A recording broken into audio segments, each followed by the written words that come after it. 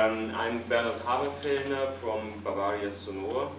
Bavaria Sonor is a daughter company and at the same time the licensing agent of Bavaria Film. Bavaria Film again is one of Europe's biggest film production companies with a history of about 19 years.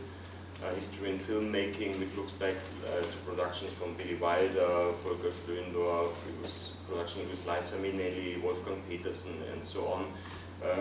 Probably the most successful movie Bavaria's film production has produced so far is Das Boot, the famous submarine film. You might all know that. Welcome to this workshop.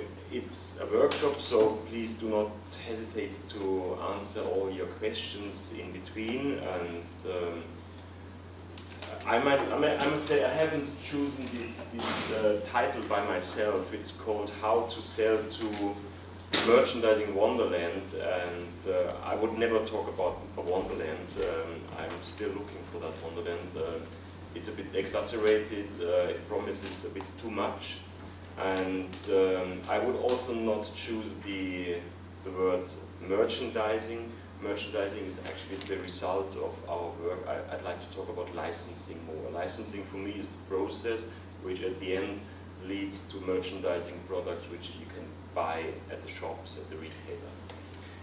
Before I start, may I ask, is there anybody in the audience who is currently producing content, maybe as a publisher, as a game producer, or a film producer? Okay, about 3, 4.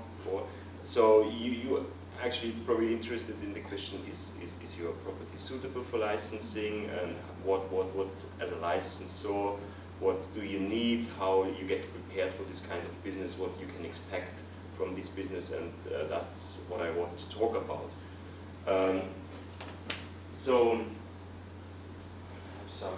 I'm sorry for this microphone. I have been asked to use it, so I wouldn't need it, but I have to hold it in my hands.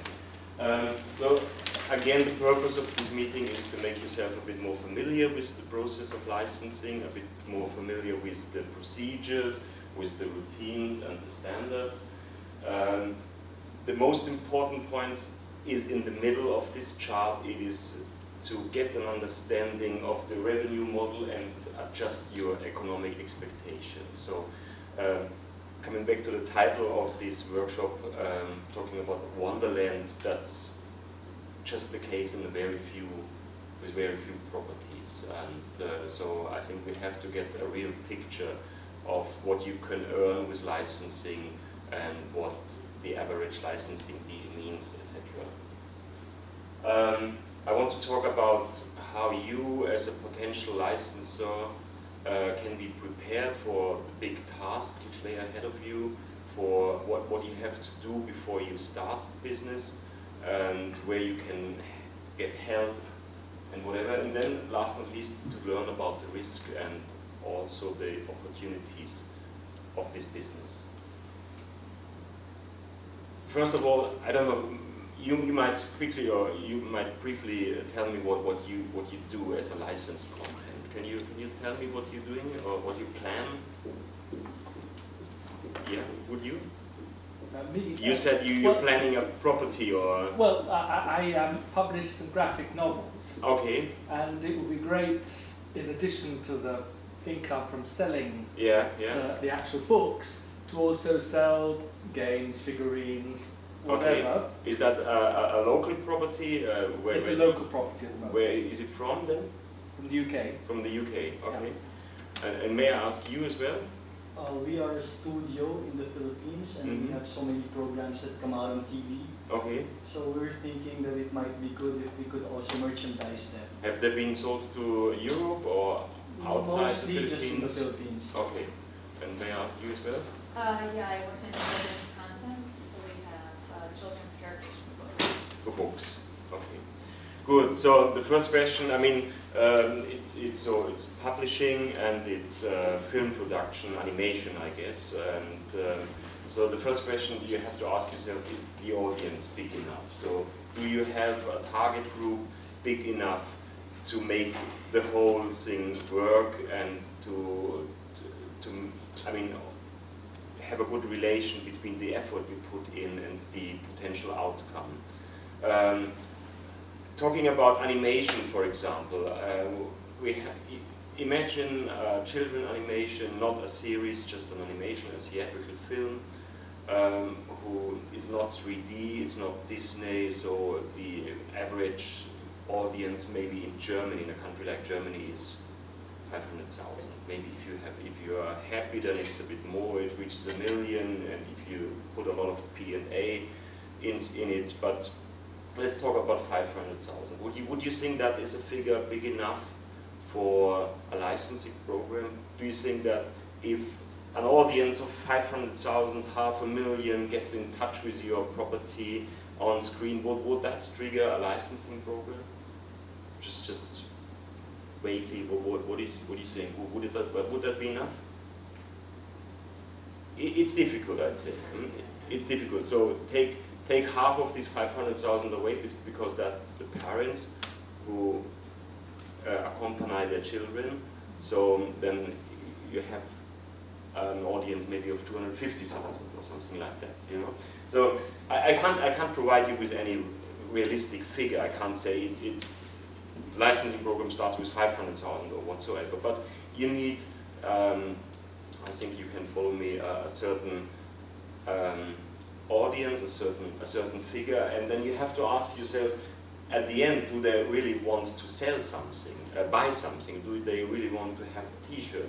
If you give away a T-shirt for free at the premiere of that film, or at the book show, at the release of this title or whatever, they probably will take it for free. But would they really, in a competitive environment, there is many characters on the market, there is many licensed properties on the market, there is limited retail shelf space, and so on. Would they really buy your T-shirt? So ask yourself this question quite in detail. I will give you some figures now when it comes to the economic terms of licensing agreements. Then you have maybe a bit of clearer understanding what figures you have to reach in the licensing business. But another question is, does the property have a serial character? So I don't know how many books you published so far. Is it just one? And how many people read it?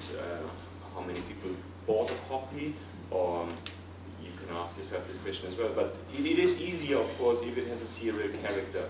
When I go back to the beginnings of Harry Potter, for example, which is a property coming from the publishing sector, when I can go back to Harry Potter about 10 years ago, the merchandising for the first film was nearly, there was a program, but it didn't work. It didn't work for several reasons. First of all, it didn't work because the film, for the first time, provided a clear image of Harry Potter, which was quite different from the image people had in mind when they read the story. But still, even so, it did not work. It just worked for the second and third time, then the property got bigger and the licensing program took off. Same is with Men in Black, Indiana Jones, Star Wars, and whatsoever. So that they are series, so people are used to the logos, they're used to the characters, to the actors, and so on, and you have some images in your head connected to those series, which makes it much easier. But to start the licensing program just with the release of the film is quite a hopeless undertaking.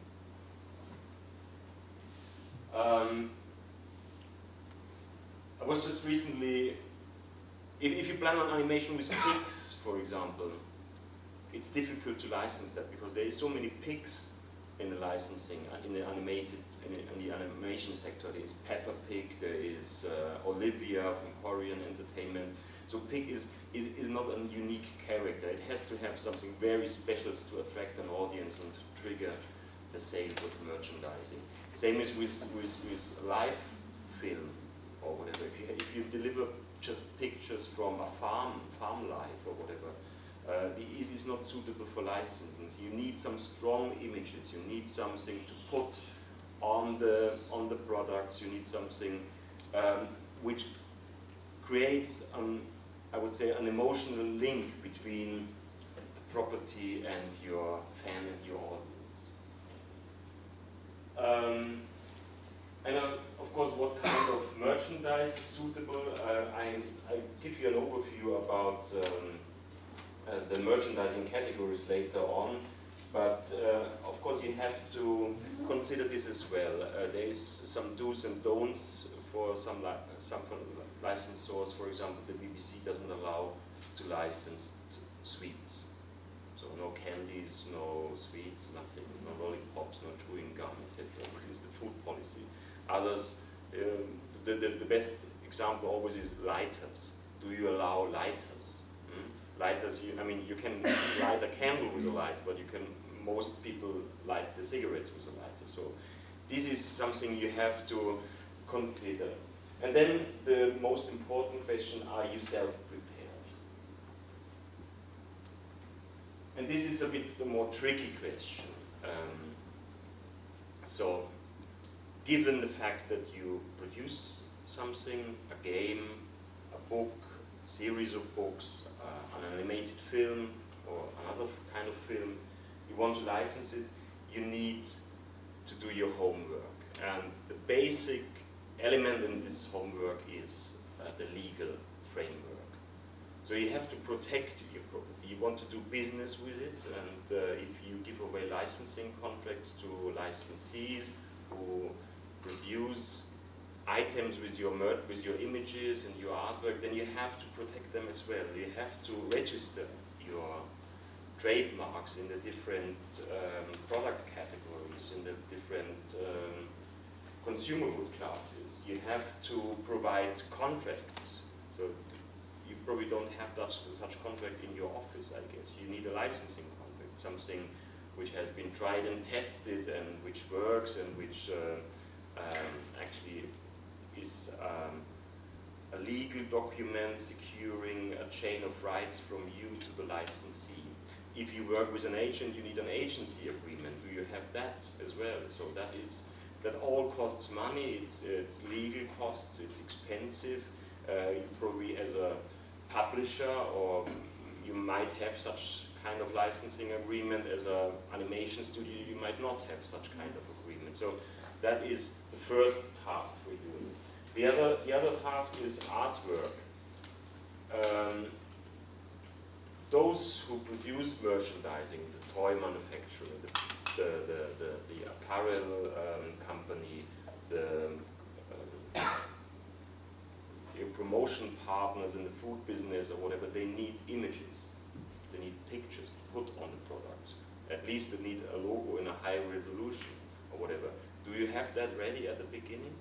That is something you have to ask yourself. You need to have these things because they are a substantial element of the licensing contract.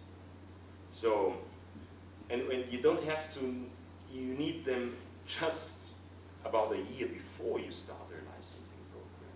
And this is tricky, especially in the animation, you know, because I mean, just remember today is the launch, the theatrical release of an animated film called Konferenz der Tiere. It's the German title, in English is Animals United. It's a story based on Erich Kästner's novel, and it's a 3D animation. And we made a couple of contracts for this property, a couple of licensing contracts as the agents for this property. And about a year ago, the first licensees wanted to have the artwork. So the plush manufacturer, he needed character turnarounds. He wanted to see the character from all sides, from in front, from behind, from both sides, from above. He needed to know about the proportions and the colors and whatever. And then I called the producer in the middle of his film production process and said, I'm sorry, I can't, I'm in the middle of doing a $10 million film. I don't know how much it costs. And he said, I can't take care about these little images you need here. And I said, but you entered agreement, so you have a binding agreement, and those people need your artwork. And again, talking about time